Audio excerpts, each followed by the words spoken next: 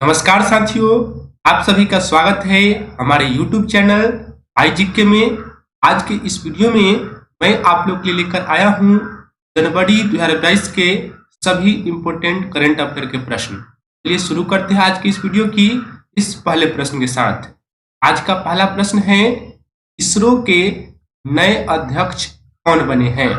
हाल ही में इसरो के अध्यक्ष चेंज हो गए हैं और अब इसरो के अध्यक्ष बन गए हैं एस सोमनाथ, यानी कि ए इस प्रश्न का सही उत्तर होगा। आप लोग को याद रखना है, एस सोमनाथ अब इसरो के नए अध्यक्ष बनाए गए हैं। और आप लोगों को पता ही होगा कि इससे पहले इसरो के अध्यक्ष कौन थे? वो थे के सिवान। के सिवान अब इसरो के अध्यक्ष नहीं है। अब इसरो के अध्यक्ष कौन है? एस सोमनाथ। अब यहाँ से कुछ इंपोर्टेंट प्रश्नों को हम लोग देख लेते हैं। जैसे इसरो की स्थापना कब हुई थी? सभी लोगों को पता होना चाहिए 15 अगस्त 1969 में इसरो की स्थापना हुई थी। अगर आपसे यह पूछा जाए इसरो का मुख्यालय कहाँ है, तो आप लोग को याद रखना है इसरो का मुख्यालय बेंगलुरु में स्थित है। हाँ, स्थित है बेंगलुरु में। उसके बाद अगर आपसे यह पूछा जाए इसरो के प्रथम अध्यक्ष कौन थे, यह बहुत इंपॉर्टेंट क्वेश्चन है। कई बार एग्जाम में पूछा जा चुका है कि इसरो के प्रथम अध्यक्ष कौन थे। ये थे डॉक्टर विक्रम साराभाई। कौन थे? डॉक्टर विक्रम साराभाई, यही थे इसरो के प्रथम अध्यक्ष। नेक्स्ट क्वेश्चन की तरफ चलते हैं। नेक्स्ट क्वेश्चन में आप लोगों से पूछा जा रहा है, a little boy of India. A little boy of India नामक पुस्तक किसने लिखा है? आप लोग को याद रखना है, a little boy of India नामक पुस्तक को लिखा है किसने? रस्किन बॉन्ड ने लिखा है, रस्किन बॉन्ड ने। यहाँ पर बी इस प्रश्न का सही उत्तर होगा। आगे देखते हैं, यहाँ से कुछ और इम्पोर्टेंट पुस्तक को मैंने लिख दिया है जो कि आपके एग्जाम के लिए इम्पोर्टेंट हो सकते हैं। जैसे कि लाल सलाम एक उपन्यास, इसकी लेखिका कौन है? तो आप लोग को याद रखना है, लाल सलाम एक उपन्यास पुस्तक की लेखिका है स्मृति ईरानी। कौन है? स्मृति ईरानी है लाल सलाम एक उपन्यास पुस्तक की लेखिका। अगर आपसे पूछा जाए कि 400 डेज पुस्तक के लेखक कौन है, तो आप लोग को याद रखना है चेतन भगत का नाम। सभी लोग को याद रखना है 400 डेज पुस्तक के लेखक कौन है? चेतन भगत। अगर आपसे यह पूछे संविधान, संस्कृति और राष्ट्र पुस्तक के लेखक कौन है? ये है कलराज मिश्र। कौन है? कलराज मिश्र है संविधान, संस्कृति और राष्ट्र पुस्तक के लेखक। बढ़ते हैं नेक्स्ट क्वेश्चन की तरफ। नेक्स्ट क्वेश्चन है कि हाल ही में KKR ने अपना बॉलिंग कोच किस खिलाड़ी को नियुक्त किया है? आप लोग को याद रखना है, KKR यानी कि कोलकाता नाइट राइडर्स ने अपना बॉलिंग कोच नियुक्त किया है भरत अरुण को। किसे नियुक्त किया है? भरत अरुण को। इंपोर्टेंट प्रश्न है, आप लोग को याद रखना है। अगला क्वेश्चन हम लोग देख लेते हैं। अगला क्वेश्चन में आप लोगों से पूछा जा रहा है कि पासेक्स नौसैनिक अभ्यास 2022 का आयोजन अरब सागर में किन दो देशों के बीच हुआ? याद रखिएगा, पासेक्स एक नौसैनिक अभ्यास है और इसका आयोजन अरब सागर में किया गया है। और इसका आयोजन जो हुआ है वह भारत और रूस के बीच हुआ है। के बीच, भारत और रूस के बीच। डी यहाँ पर इस प्रश्न का सही उत्तर होगा। नेक्स्ट क्वेश्चन की तरफ चलते हैं। कुछ और यहाँ पर इंपोर्टेंट सैन्याभ्यास दिया गया है। जैसे कि कोंकण शक्ति सैन्याभ्यास किसके बीच होता है? याद रखिएगा, भारत और ब्रिटेन के बीच। वरुण सैन्याभ्यास किसके बीच होता है? ये होता है भारत और फ्रांस के बीच। और यदि आपसे सूर्य किरण सैन्याभ्यास का विषय में पूछा जाए तो आप लोग को याद रखना है कि सूर्य किरण होता है भारत और नेपाल के बीच। आगे बढ़ते हैं, अगला क्वेश्चन हम लोग देख लेते हैं। अगला क्वेश्चन है कि वेस्ट इंडीज के किस क्रिकेटर को हाल ही में नाइटहुड की उपाधि दी गई है? याद रखिएगा आप लोग, वेस्ट इंडीज के महान क्रिकेटर क्लाइव लॉयड को नाइटहुड की उपाधि दी गई है। बी यहाँ पर इस प्रश्न का सही आंसर होगा। नेक्स्ट क्वेश्चन की तरफ चलते हैं। नेक्स्ट क्वेश्चन है क्वेश्चन नंबर 6। इसमें पूछा जा रहा है हाल ही में भारतीय महिला हॉकी टीम की नई कप्तान कौन बनी है? सभी लोग को याद रखना है, महिला हॉकी टीम की कप्तान बन गई है सविता पुनिया। कौन बन गई है? सविता पुनिया। ये यहाँ पर इस सवाल का सही उत्तर होगा। अब आगे बढ़ते हैं। अगला क्वेश्चन है क्वेश्चन नंबर 7। इसमें आप लोगों से पूछा जा रहा है, हाल ही में ऊंटों के लिए विश्व का पहला होटल कहाँ खोला गया है? लोगों को पता होना चाहिए, यह ऊंट का पहला होटल है तो यह खोला गया है सऊदी अरब में। कहाँ खोला गया है? सऊदी अरब में। तो सी यहाँ पर इस प्रश्न का सही आंसर है।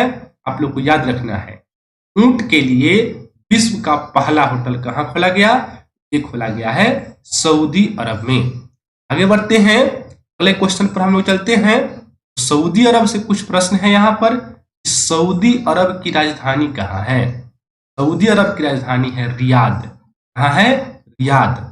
अगर आपसे सऊदी अरब की मुद्रा पूछ ले तो आप लोग को याद रखना है रियाल। यह एक जैसा ही है, राजधानी है रियाद और मुद्रा है रियाल। नेक्स्ट क्वेश्चन की तरफ चलते हैं। इसमें आप लोगों से पूछा जा रहा है कि हाल ही में किस देश ने कृत्रिम चंद्रमा का निर्माण कर लिया है? सभी लोग को याद रखना है, हाल ही में चाइना ने कृत्रिम चंद्रमा का निर्माण कर लिया है। बहुत ज्यादा इंपॉर्टेंट क्वेश्चन है, ये सब क्वेश्चन एग्जाम में जरूर पूछे जाएंगे। आप लोग को याद रखना है, चीन ने हाल ही में कृत्रिम चंद्रमा का निर्माण कर लिया है। अब आगे देखते हैं कि हाल ही में किस देश के प्रधानमंत्री तोशिकी कैफू का निधन हो गया है? ए जापान के पूर्व प्रधानमंत्री थे जिनका कि हाल ही में निधन हो गया है। बी यहाँ पर इस प्रश्न का सही उत्तर होगा। अब यहाँ से एक और इम्पोर्टेंट प्रश्न बन रहा है कि भारत और जापान के बीच कौन सा सैन्य अभ्यास होता है? आप लोग को याद रखना है, भारत और जापान के बीच होता है जिमेक्स नामक सैन्य अभ्यास। कौन सा सैन्य अभ्यास? जिमेक्स। अगला क्वेश्चन देखते हैं। अगला क्वेश्चन है, ऑस्ट्रेलियन ओपन पुरुष एकल 2022 का खिताब किसने जीता है?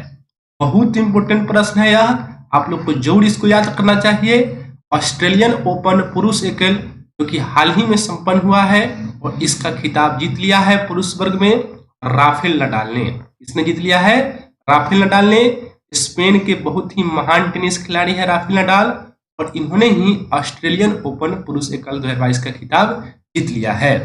अब इससे जुड़ा हुआ कुछ प्रश्नों को हम लोग देख लेते हैं। जैसे कि आपसे पूछा जा सकता है, सर्वाधिक ग्रैंड स्लैम जीतने का रिकॉर्ड किस खिलाड़ी ने अपने नाम किया है? अब राफेल नडाल 21 ग्रैंड स्लैम जीतकर सबसे अधिक ग्रैंड स्लैम जीतने का रिकॉर्ड अपने नाम कर चुके हैं।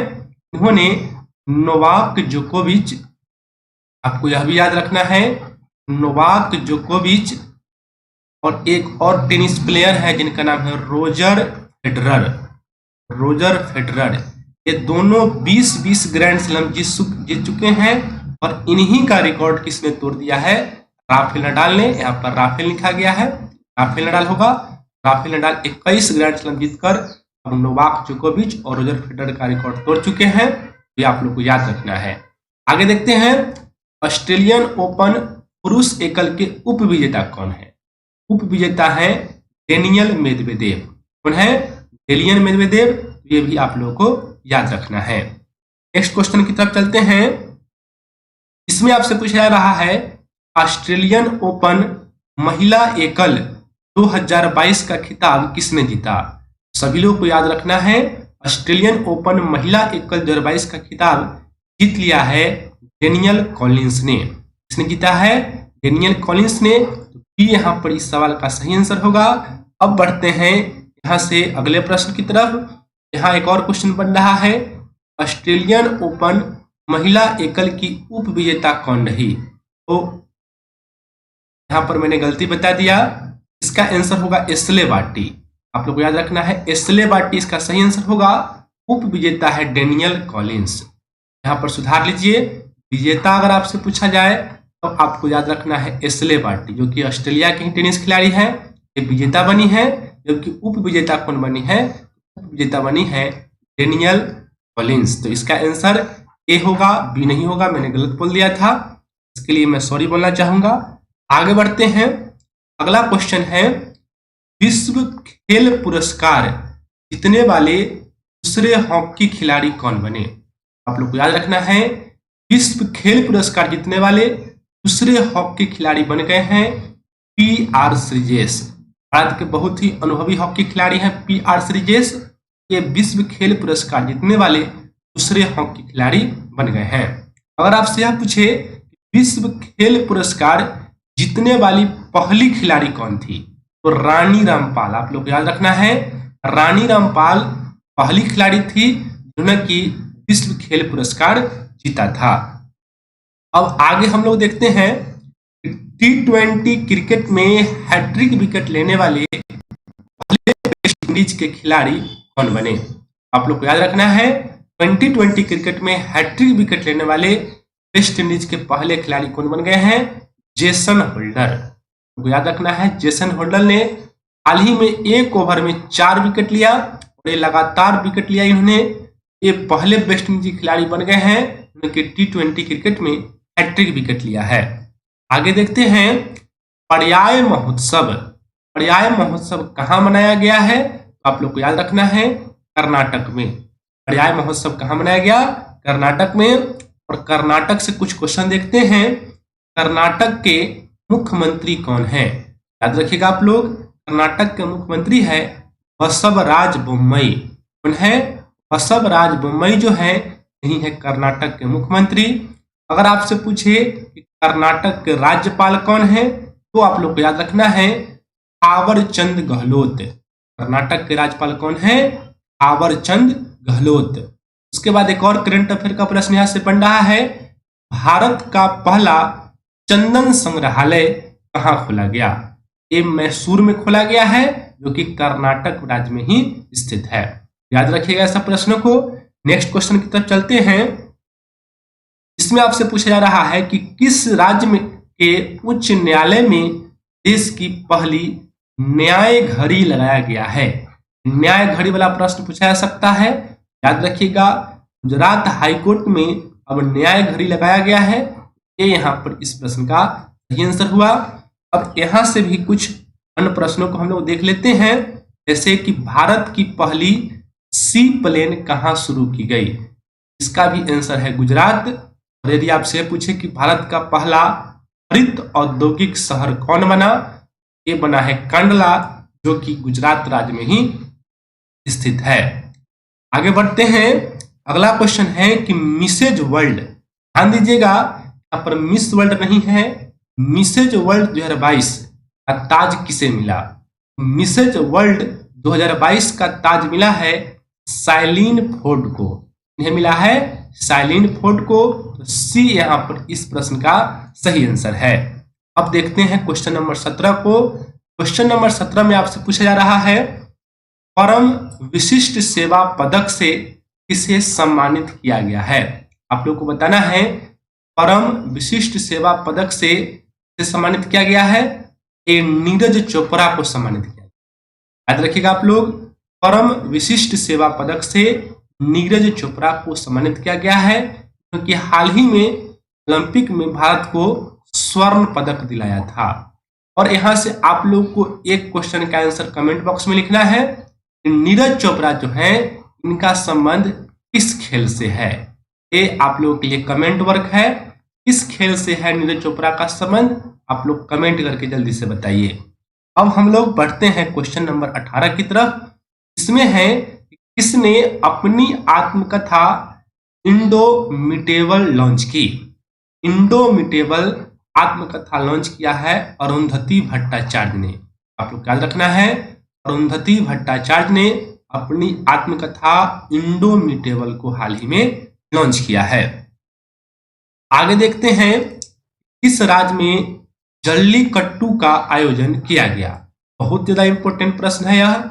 जल्लीकट्टू का आयोजन हाल ही में तमिलनाडु में किया गया है। नेक्स्ट देखते हैं। नेक्स्ट क्वेश्चन है कि भारतीय सेना दिवस कब मनाया गया? भारतीय सेना दिवस, जिसे कि इंग्लिश में इंडियन आर्मी डे भी आप कह सकते हैं, यह मनाया गया है 15 जनवरी को। कब मनाया गया है? 15 जनवरी को। यहाँ पर डी इस सवाल का सही आंसर हुआ। और यहाँ से 2 और दिवस हम लोग देख लेते हैं। भारतीय नौसेना दिवस कब मनाया जाता है? सभी लोग को याद रखना है 4 दिसंबर को। भारतीय नौसेना दिवस कब मनाया जाता है? 4 दिसंबर को। जबकि अगर आपसे पूछा जाए कि भारतीय वायुसेना दिवस कब मनाया जाता है, तो मनाया जाता है 8 अक्टूबर को। दोनों प्रश्न इंपोर्टेंट है, ये भी आप लोग को याद रखना है।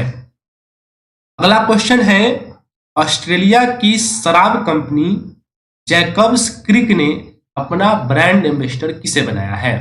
याद रखिएगा, ऑस्ट्रेलिया की शराब कंपनी है जैकब्स क्रिक, इसने अपना ब्रांड एम्बेसडर बनाया है भारत के मशहूर महिला क्रिकेटर मिताली राज को। ये यहाँ पर इस सवाल का सही आंसर है। नेक्स्ट देखते हैं। नेक्स्ट क्वेश्चन है कि ऑस्कर 2022 के लिए किस भारतीय फिल्म को नामांकित किया गया है? यह भी बहुत इंपॉर्टेंट क्वेश्चन है, आप लोग इसको जरूर याद कीजिएगा। ऑस्कर 2022 के लिए किस भारतीय फिल्म को नामांकित किया गया है? ये फिल्म है जय भीम और मरक्कर। ये दोनों फिल्म को ऑस्कर 2022 के लिए नामांकित किया गया है। यहाँ पर सी इस प्रश्न का सही आंसर हुआ।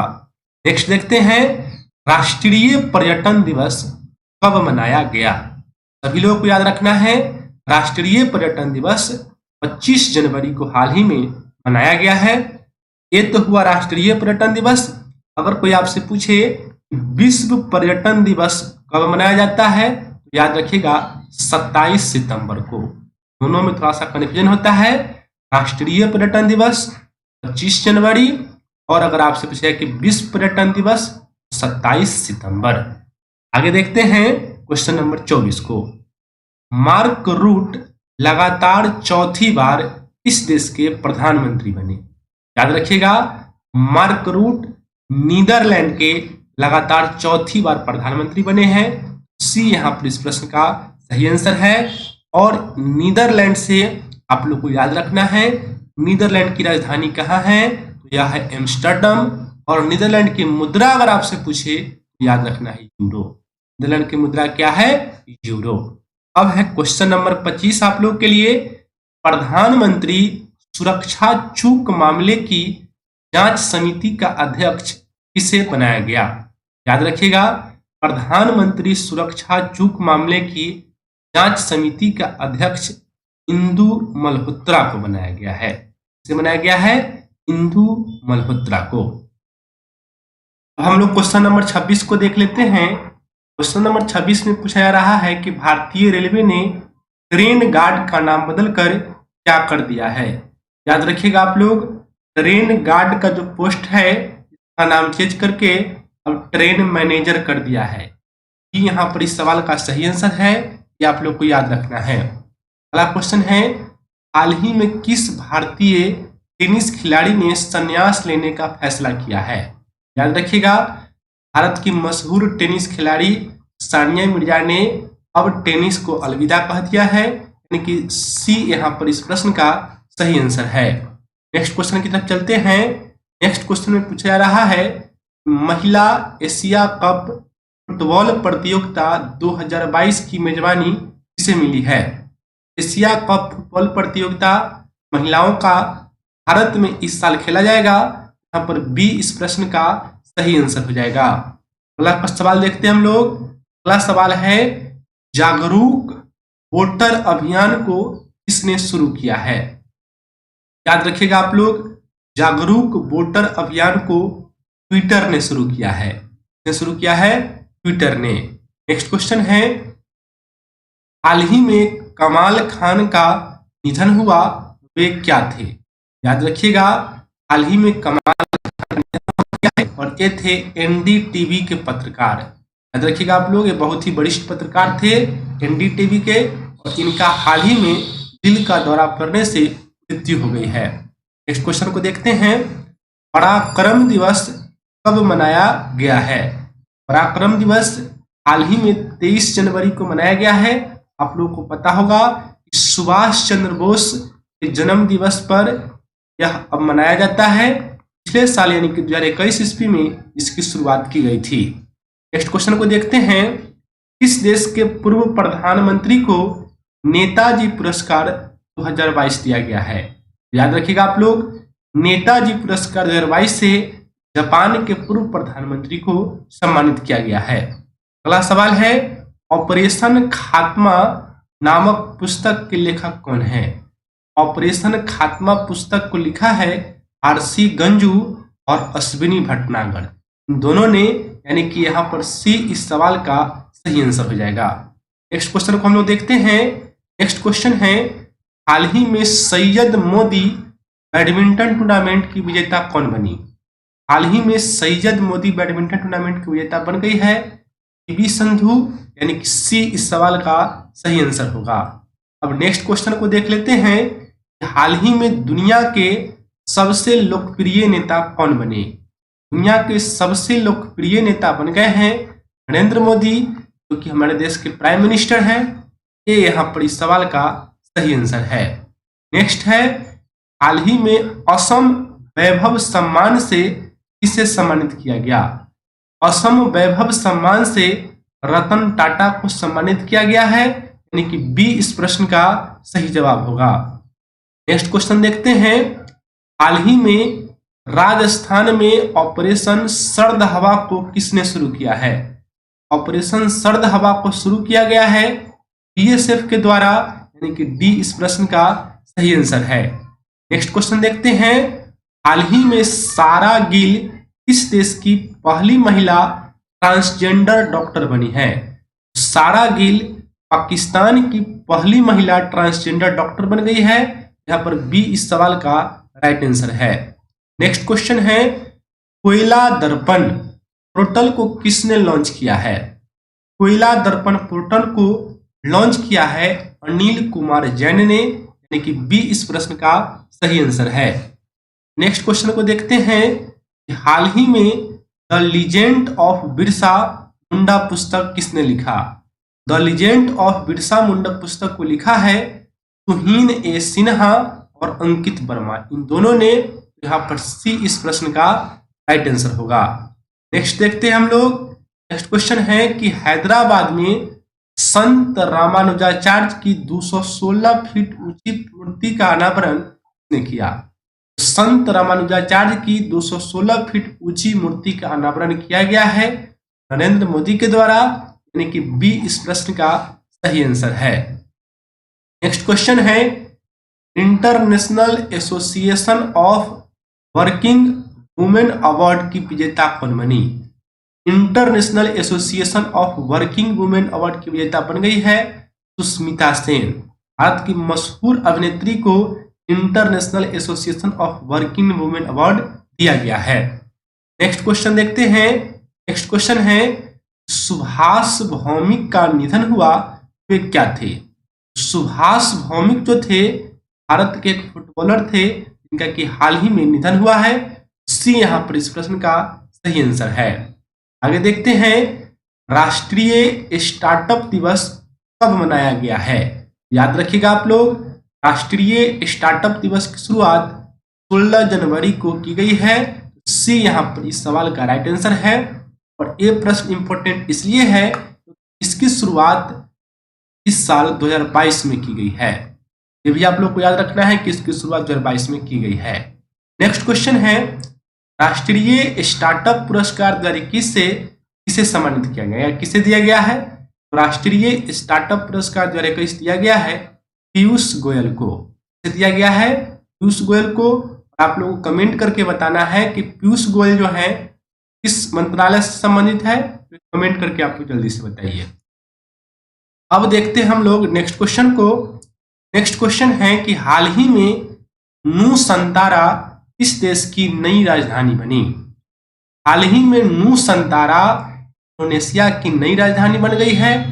ये यहाँ पर इस सवाल का राइट आंसर है। याद रखिएगा आप लोग, नूसंतारा किस देश की नई राजधानी बनी है? ये बन गई है इंडोनेशिया की नई राजधानी।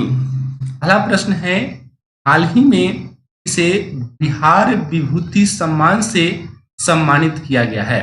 बहुत इंपॉर्टेंट प्रश्न है, बिहार विभूति सम्मान से किसे सम्मानित किया गया है? बिहार विभूति सम्मान से सम्मानित किए गए हैं रोहित कुमार। सभी लोग को याद रखना है, तो रोहित कुमार को बिहार विभूति सम्मान से सम्मानित किया गया है। अब यहाँ पर बिहार राज्य का चर्चा चल रहा है। बिहार से जुड़े हुए कुछ अति महत्वपूर्ण प्रश्नों को हम लोग देख लेते हैं। जैसे कि बिहार के राज्यपाल कौन हैं? सभी लोगों को याद रखना है, बिहार के वर्तमान समय में राज्यपाल है फागू चौहान। कौन है? फागू चौहान है बिहार के राज्यपाल।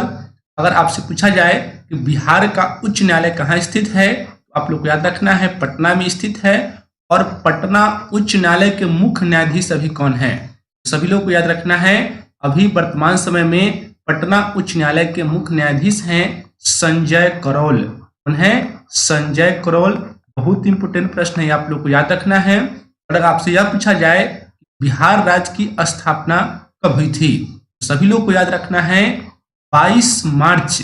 अब 22 मार्च 1912 ईस्वी में बिहार राज्य की स्थापना हुई थी। और इसी कारण 22 मार्च को प्रत्येक साल बिहार दिवस भी मनाया जाता है। आप लोग को याद रखना है बिहार दिवस कब मनाया जाता है? ये 22 मार्च को मनाया जाता है। बढ़ते हैं हम लोग दूसरे प्रश्न की तरफ। आज का दूसरा प्रश्न है कि हाल ही में DRDO ने अपना 64वां स्थापना दिवस कब मनाया? सभी लोगों को याद रखना है DRDO ने हाल ही में अपना 64वां स्थापना दिवस मनाया है। ये मनाया है कब? 1 जनवरी को। 1 जनवरी यहाँ पर राइट आंसर होगा, यानी कि ऑप्शन नंबर ए यहाँ पर इस प्रश्न का सही आंसर है। अब DRDO से जुड़े हुए कुछ महत्वपूर्ण प्रश्नों को हम लोग देख लेते हैं। जैसे कि DRDO का मुख्यालय कहाँ है, ये आपसे पूछा जा सकता है। याद रखिएगा आप लोग, DRDO का जो मुख्यालय है वह दिल्ली में स्थित है। कहाँ स्थित है? दिल्ली में। अगर आपसे यह पूछा जाए कि DRDO की स्थापना कब हुई थी, तो याद रखना है 1 जनवरी। कब? 1 जनवरी 1958 ईस्वी को DRDO की स्थापना हुई थी। यही कारण है कि 1 जनवरी को प्रत्येक साल DRDO दिवस मनाया जाता है। अगर आपसे यह पूछा जाए DRDO के अध्यक्ष कौन है, बहुत ज्यादा इंपोर्टेंट प्रश्न है यह, तो सभी लोग याद रखिएगा सतीश रेड्डी। कौन है? सतीश रेड्डी हैं DRDO के वर्तमान समय में अध्यक्ष। नेक्स्ट क्वेश्चन की तरफ चलते हैं। नेक्स्ट क्वेश्चन में आप लोगों से पूछा जा रहा है कि हाल ही में रेलवे बोर्ड का नया अध्यक्ष एवं CEO किसे चुना गया? तो सभी लोगों को याद रखना है रेलवे बोर्ड के नए अध्यक्ष एवं CEO बनाए गए हैं BK त्रिपाठी। कौन बनाए गए हैं? BK त्रिपाठी। ये यहाँ पर इसका करेक्ट आंसर होगा। अगर आपसे यह पूछा जाए कि इससे पहले कौन थे रेलवे बोर्ड के अध्यक्ष, तो आप लोग को याद रखना है सुमित शर्मा। सुमित शर्मा इससे पहले थे रेलवे बोर्ड के अध्यक्ष। अब यहाँ से कुछ इंपोर्टेंट प्रश्न बनते हैं, इसको हम लोग देख लेते हैं। जैसे कि भारत के वर्तमान रेल मंत्री कौन है? जल्दी से आप लोग कमेंट कीजिए कि भारत के वर्तमान रेल मंत्री कौन है। जो भी लोग अश्विनी वैष्णव कमेंट कर रहे हैं, लोग का सही है। अश्विनी वैष्णव जो हैं यही है भारत के वर्तमान रेल मंत्री। अगर आपसे यह पूछा जाएगा कि स्वतंत्र भारत के प्रथम रेल मंत्री कौन थे, आप लोग को याद रखना है स्वतंत्र भारत के प्रथम रेल मंत्री थे आसफ अली। कौन थे? आसफ अली थे स्वतंत्र भारत के प्रथम रेल मंत्री। यहाँ से अगला सवाल देखते हैं, स्वतंत्र भारत की प्रथम महिला रेल मंत्री कौन थी? ये भी आप लोगों को याद रखना है ममता बनर्जी, क्योंकि अभी पश्चिम बंगाल की चीफ मिनिस्टर हैं, यही थी प्रथम महिला रेल मंत्री।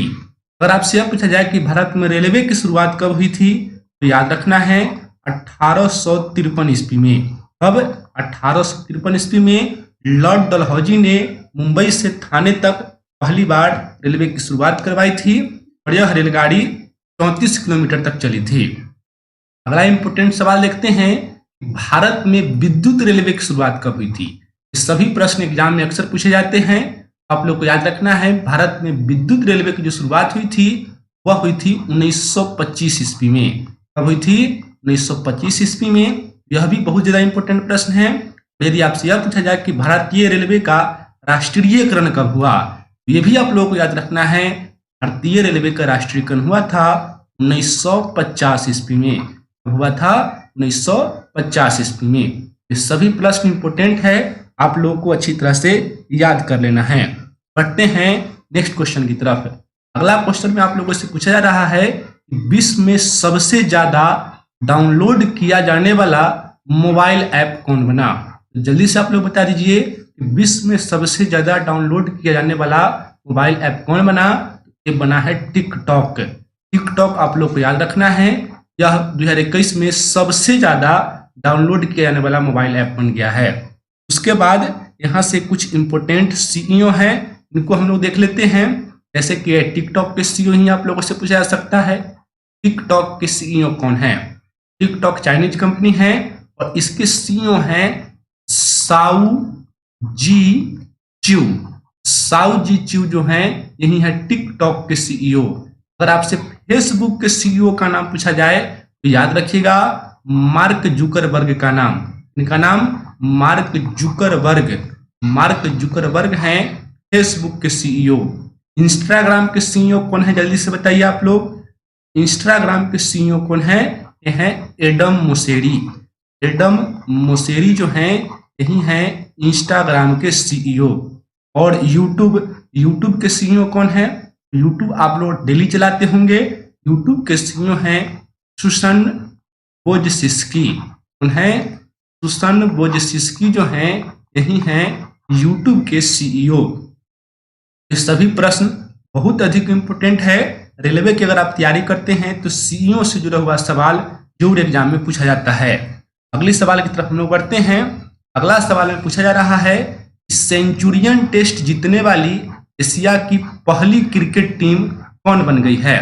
तो ये आप लोग जल्दी से, सेंचुरियन टेस्ट जीतने वाली एशिया की पहली क्रिकेट टीम कौन बन गई है, ये बन गई है भारत। आप लोग को याद रखना है हाल ही में भारत ने दक्षिण अफ्रीका को पराजित करके सेंचुरियन टेस्ट जीता है और यह एशिया की पहली टीम बन गई है क्योंकि सेंचुरियन में कोई टेस्ट मैच जीती है। अब यहाँ से भी कुछ इंपोर्टेंट प्रश्न बन रहे हैं, इनको हम लोग देखते हैं। जैसे कि सेंचुरियन क्रिकेट मैदान कहाँ है। ये सेंचुरियन क्रिकेट मैदान जो है यह है दक्षिण अफ्रीका में। कहाँ स्थित है, दक्षिण अफ्रीका में। आप लोग को याद रखना है।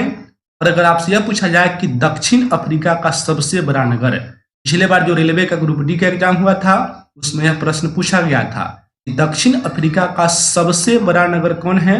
दक्षिण अफ्रीका का सबसे बड़ा नगर कौन है, यह है जोहान्सबर्ग। कौन है, जोहान्सबर्ग। यही है दक्षिण अफ्रीका का सबसे बड़ा नगर। अगर आपसे यह पूछा जाएगा कि दक्षिण अफ्रीका की राजधानी कहाँ है, तो आप लोग को याद रखना है कि दक्षिण अफ्रीका की 3 राजधानी है।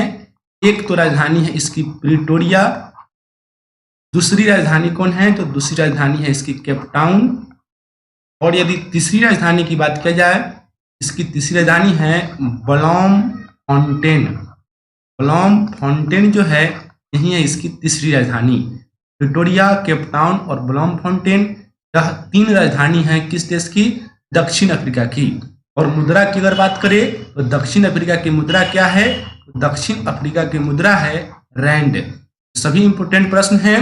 बढ़ते हैं अब लोग अगले इंपोर्टेंट प्रश्न की तरफ। अगला प्रश्न आप लोगों से पूछा जा रहा है कि हाल ही में वैश्विक परिवार दिवस कब मनाया गया। वैश्विक परिवार दिवस 5 जनवरी को मनाया गया है। कब मनाया गया है, 5 जनवरी को। ये आप लोगों को याद रखना है। अगले क्वेश्चन की तरफ चलते हैं। अगला क्वेश्चन है कि भारत की पहली पेपरलेस उच्च न्यायालय कौन बनी। पेपरलेस का अर्थ है कि वहां पर अब कोई पेपर का यूज नहीं किया जाता है, कोई कागज चिट्ठा का यूज नहीं किया जाता है, ज़्यादा से ज़्यादा काम वहां पर ऑनलाइन होता है। भारत की पहली पेपरलेस उच्च न्यायालय कौन बन गई है, ये बन गई है केरल उच्च न्यायालय, यानी कि बी यहाँ पर इस प्रश्न का सही आंसर होगा। अब केरल की बात चल रही है तो यहाँ से कुछ इंपोर्टेंट प्रश्नों को हम लोग देख लेते हैं। जैसे कि केरल के मुख्यमंत्री कौन हैं, आप लोग को याद रखना है। केरल के वर्तमान समय मुख्यमंत्री हैं पिनराई विजयन। कौन है, पिनराई विजयन है केरल के मुख्यमंत्री। अगर आपसे पूछा है कि केरल के राज्यपाल कौन हैं, तो आप लोग को याद रखना है आरिफ मोहम्मद खान का नाम। आरिफ मोहम्मद खान जो हैं ये अभी प्रेजेंट टाइम में केरल के गवर्नर यानी कि राज्यपाल हैं। अगर आपसे पूछा जाएगा कि केरल उच्च न्यायालय के मुख्य न्यायाधीश कौन हैं, ये भी आप लोग को याद रखना है। केरल उच्च न्यायालय के मुख्य न्यायाधीश हैं एस मणि कुमार। कौन है, एस मणि कुमार जो हैं यही है केरल उच्च न्यायालय के मुख्य न्यायाधीश। और यह प्रश्न भी आपसे पूछा जा सकता है, केरल उच्च न्यायालय की स्थापना कब हुई? सभी लोग को याद रखना है, केरल उच्च न्यायालय की जो स्थापना हुई थी 1956 ईस्वी में।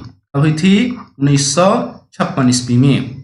बढ़ते हैं अगले प्रश्न की तरफ। अगला प्रश्न है, किस देश ने इनमारसाट 6F1 उपग्रह को लॉन्च किया है? एक बार फिर से आप लोग सुन लीजिए, उपग्रह का नाम है इनमारसाट 6F1। इनमारसाट 6F1 उपग्रह को लॉन्च किया है जापान ने। किसने लॉन्च किया है? तो जापान। यहाँ पर बी इस प्रश्न का करेक्ट आंसर होगा। अब जापान की बात चल रही है तो जापान से कुछ इंपोर्टेंट प्रश्न देखते हैं। जापान की राजधानी टोक्यो है, ये आप लोग जानते ही होंगे। जापान की मुद्रा क्या है? तो ये है येन। और जापान के प्रधानमंत्री का नाम अगर आपसे पूछा जाएगा तब आप लोग को याद रखना है, जापान के प्रधानमंत्री का नाम क्या है? Yoshio Fukuda. ऐसे का कुछ नाम है इनका, ये आप लोगों को याद रखना है। अब बढ़ते हैं हम लोग क्वेश्चन नंबर 9 की तरफ। क्वेश्चन नंबर 9 में है कि हाल ही में किस देश ने विश्व की सबसे लंबी मेट्रो लाइन शुरू की है? तो सभी लोगों को याद रखना है, विश्व की सबसे लंबी मेट्रो लाइन की शुरुआत किया है किसने? चाइना ने, यानी कि सी यहाँ पर इस प्रश्न का सही आंसर है। चाइना से जुड़े हुए कुछ प्रश्न को देख लेते हैं, जैसे कि चीन की राजधानी कहाँ है? तो चीन की राजधानी आप लोग जानते ही होंगे, बीजिंग में है। चीन की मुद्रा का नाम भी आप लोगों को पता होना चाहिए, ये है युआन। चीन के राष्ट्रपति कौन है? चीन के राष्ट्रपति हैं शी जिनपिंग। कौन है? शी जिनपिंग है चीन के राष्ट्रपति। यदि चीन के प्रधानमंत्री का नाम आप लोगों से पूछा जाए तब आप लोग को याद रखना है, चीन के प्रधानमंत्री हैं ली केकियांग। कौन है? Li Keqiang. इनका नाम थोड़ा सा फनी टाइप से है, लेकिन आप लोग याद रखना है कि चीन के प्रधानमंत्री कौन है? तो यह ली केकियांग। अब बढ़ते हैं हम लोग क्वेश्चन नंबर 10 पर। क्वेश्चन नंबर 10 में है कि भारत का पहला एलपीजी युक्त तथा धुआं मुक्त राज्य कौन बना? यानी कि भारत का वह पहला राज्य कौन है जहां पर प्रत्येक घर में एलपीजी गैस कनेक्शन की सुविधा मिल चुकी है और वहां पर धुआं मुक्त राज्य बन गया है अब, यानी कि वहां पर किसी भी परिवार में चूल्हा पर खाना नहीं बनता है। तो सभी लोग को याद रखना है कि भारत का पहला एलपीजी युक्त तथा धुआं मुक्त राज्य बन गया है कौन? ये बन गया है हिमाचल प्रदेश। भी यहाँ पर इसका सही जवाब होगा। अब हिमाचल प्रदेश से जुड़े प्रश्नों को देखिए। हिमाचल प्रदेश के मुख्यमंत्री का नाम आप लोग को याद होगा। हिमाचल प्रदेश के भी मुख्यमंत्री कौन है? ये हैं जयराम ठाकुर। कौन है? जयराम ठाकुर हैं हिमाचल प्रदेश के मुख्यमंत्री। और अगर हिमाचल प्रदेश के राज्यपाल की बात किया जाए, हिमाचल प्रदेश के अभी राज्यपाल हैं राजेंद्र विश्वनाथ। कौन है? राजेंद्र विश्वनाथ जो है यही है हिमाचल प्रदेश के राज्यपाल। और यदि हिमाचल प्रदेश उच्च न्यायालय के मुख्य न्यायाधीश का आप लोगों से नाम पूछ दिया जाए तब आप लोग को याद रखना है, हिमाचल प्रदेश उच्च न्यायालय के वर्तमान समय में मुख्य न्यायाधीश हैं मोहम्मद रफीक। कौन है? मोहम्मद रफीक जो हैं यही है हिमाचल प्रदेश हाईकोर्ट के मुख्य न्यायाधीश। और अगर इसकी उच्च न्यायालय के स्थापना पर आपसे पूछा जाए, 1971 में हिमाचल प्रदेश राज्य की भी स्थापना हुआ था, साथ ही साथ इसके उच्च न्यायालय की भी स्थापना हुआ था। अब बढ़ते हम लोग क्वेश्चन नंबर 11 की तरफ। इसमें पूछा जा रहा है कि हाल ही में पाकिस्तान के इस क्रिकेटर ने अंतर्राष्ट्रीय क्रिकेट से संन्यास की घोषणा की? पाकिस्तान के क्रिकेटर हैं मोहम्मद हफीज। हाल ही में उन्होंने संन्यास लेने की घोषणा की है। बी यहाँ पर इस सवाल का सही आंसर है। अब बताइए आप लोग क्वेश्चन नंबर 12 का आंसर। इसमें पूछा जा रहा है कि 2021 में सबसे ज्यादा जीएसटी संग्रह करने वाली राज्य कौन बनी? लेकिन सबसे अधिक जीएसटी का कलेक्शन किस राज्य ने किया है? ये किया है उड़ीसा ने। सी यहाँ पर इस सवाल का राइट आंसर हो जाएगा। सभी लोगों को याद रखना है, उड़ीसा यहाँ पर इसका सही उत्तर होगा। अब उड़ीसा से कुछ सवाल को देखिए। उड़ीसा के मुख्यमंत्री का नाम आप लोगों को पता होगा, ये है नवीन पटनायक। कौन है? नवीन पटनायक हैं उड़ीसा के मुख्यमंत्री। अगर उड़ीसा के राज्यपाल की बात की जाए, उड़ीसा के राज्यपाल हैं गणेशी लाल। कौन है? गणेशी लाल हैं उड़ीसा के राज्यपाल। और उड़ीसा उच्च न्यायालय के मुख्य न्यायाधीश कौन है? उड़ीसा उच्च न्यायालय के अभी वर्तमान समय में मुख्य न्यायाधीश हैं एस मुरलीधर। कौन है? एस मुरलीधर यही हैं उड़ीसा उच्च न्यायालय के मुख्य न्यायाधीश। अब हम लोग चलते हैं नेक्स्ट क्वेश्चन की तरफ। नेक्स्ट क्वेश्चन है क्वेश्चन नंबर 13। इसमें आप लोगों को बताना है कि Kalpana Chawla space science research centre का उद्घाटन कहाँ किया गया? बताइए आप लोग, Kalpana Chawla space science research centre का उद्घाटन कहाँ किया गया? इसका उद्घाटन किया गया है चंडीगढ़ में। कहाँ किया गया है? चंडीगढ़ में। तो बी यहाँ पर इस प्रश्न का सही उत्तर हो जाएगा। अब चंडीगढ़ से दो सवाल यहाँ दिख रहा है आप लोगों को। चंडीगढ़ उच्च न्यायालय के मुख्य न्यायाधीश का नाम आप लोगों से पूछा जा रहा है, तो याद रखिएगा रविशंकर झा का नाम। रविशंकर झा जो हैं यही है चंडीगढ़ उच्च न्यायालय के मुख्य न्यायाधीश। और चंडीगढ़ के राज्यपाल का नाम अगर आपसे पूछा जाएगा तो आप लोग को याद रखना है बनवारी लाल पुरोहित का नाम। बनवारी लाल पुरोहित जो हैं ये अभी हैं चंडीगढ़ के राज्यपाल। अब 14 नंबर क्वेश्चन पर गौर कीजिए। इसमें पूछा जा रहा है कि हाल ही में विश्व ब्रेल दिवस कब मनाया गया? विश्व ब्रेल दिवस 4 जनवरी को प्रत्येक वर्ष मनाया जाता है। तो बी यहाँ पर जो भी लोग आंसर दिए हैं बिल्कुल सही दिए हैं। अब क्वेश्चन नंबर 15 में आप लोग को बताना है 3 ट्रिलियन बाजार मूल्य तक पहुंचने वाली पहली अमेरिकी कंपनी कौन बनी? बहुत इंपॉर्टेंट क्वेश्चन है। 3 ट्रिलियन बाजार मूल्य तक पहुंचने वाली पहली अमेरिकी कंपनी का नाम आप लोग को बताना है। ये बन गई है एप्पल। याद रखिएगा आप लोग, एप्पल कंपनी जो है 3 ट्रिलियन बाजार मूल्य तक पहुंचने वाली अमेरिका की पहली कंपनी बन गई है। अब यहाँ से कुछ सीईओ से जुड़े सवाल हैं। एप्पल के सीईओ का नाम आपसे पूछा जा सकता है। एप्पल के सीईओ का नाम है टिम कुक। कौन है? कौन है एप्पल के सीईओ? यह है टिम कुक। माइक्रोसॉफ्ट के सीईओ कौन है? माइक्रोसॉफ्ट के सीईओ हैं सत्या नडेला। याद रखिएगा सत्या नडेला जो कि भारतीय मूल के हैं, यह है माइक्रोसॉफ्ट के सीईओ। यदि डेल के सीईओ आपसे पूछा जाए, डेल के सीईओ का नाम है माइकल डेल। का नाम है इनका माइकल डेल। अब नेक्स्ट क्वेश्चन की तरफ हम लोग बढ़ते हैं। क्वेश्चन नंबर 16 में आप लोगों को बताना है कि हाल ही में मदर टेरेसा मेमोरियल अवार्ड से किस देश को सम्मानित किया गया है? याद रखिएगा मदर टेरेसा मेमोरियल अवार्ड से सम्मानित किया गया है डेनमार्क को। इसे डेनमार्क को। बहुत इंपॉर्टेंट प्रश्न है, ये आप लोगों को याद रखना है। और डेनमार्क से जुड़े हुए कुछ प्रश्नों को देख लीजिए। डेनमार्क की राजधानी कहाँ है? डेनमार्क की राजधानी है यहाँ पर कोपेनहेगन। कहाँ है? कोपेनहेगन। डेनमार्क की मुद्रा का नाम भी आप लोगों से पूछा जा सकता है। डेनमार्क की मुद्रा का नाम क्या है? इसका है नाम क्रोन। याद रखिएगा डेनमार्क की मुद्रा क्या है? क्रोन है। और डेनमार्क की संसद का नाम भी आप लोग को याद रखना है। डेनमार्क की संसद का नाम क्या है? इसका नाम है फोल्केटिंग। का नाम है फोल्केटिंग।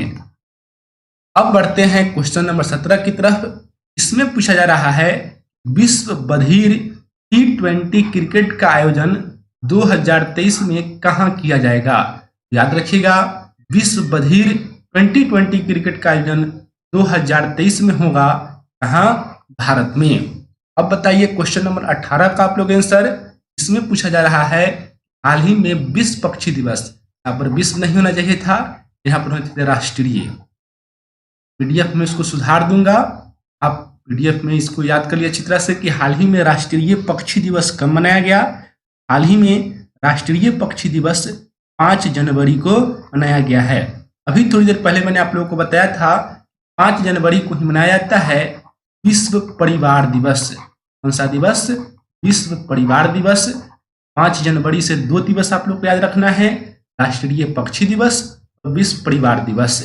अब बताना है आप लोग को क्वेश्चन नंबर 19 का आंसर। इसमें पूछा जा रहा है कि हाल ही में लोसर महोत्सव कहाँ मनाया गया? लोसर महोत्सव हाल ही में मनाया गया है लद्दाख में।